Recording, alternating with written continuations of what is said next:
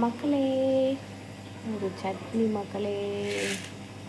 உளுந்தம்பருப்பு, மிளகாய் வத்தல், கருவேப்பில்லை இந்த மூணையும் வறுத்துக்கிட்டு அப்படியே புளியும் கொஞ்சம் போட்டு வறுத்துக்கலாம் மக்களே.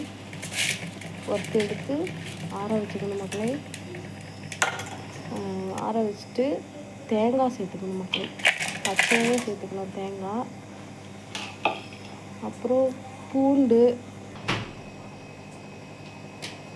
கொஞ்சம் உப்பு, அவ்வளோதான் மக்களே. ஜாரில் சேர்த்து அரைச்சிக்கலாம். இந்த அளவுக்கு தண்ணியாக அரைச்சிருந்தாலுமே டேஸ்ட்டு நல்லா இருக்கும் மக்களே. ஆப்பம் ஊற்றிக்கலாம் மக்களே. ஆப்பம்னு இல்லை, ஆப்பம், தோசை, இட்லி, பணியாரம் எல்லாத்துக்குமே இந்த சட்னி நல்லா இருக்கும் மக்களே. சட்னி தான் ஒவ்வொரு நாளும் ஒவ்வொன்று செய்ய வேண்டியிருக்கும் மக்களே. ஆப்பம், தோசை, இட்லி, பணியாரம் அப்படின்னு செஞ்சுக்கலாம். ஆனால் சட்னி ஒரே மாதிரி செஞ்சு கொடுத்தா சங்கடப்படுறாங்க. சப்ஸ்கிரைப் பண்ணுங்கள் மக்களே, நல்ல உள்ளங்களே.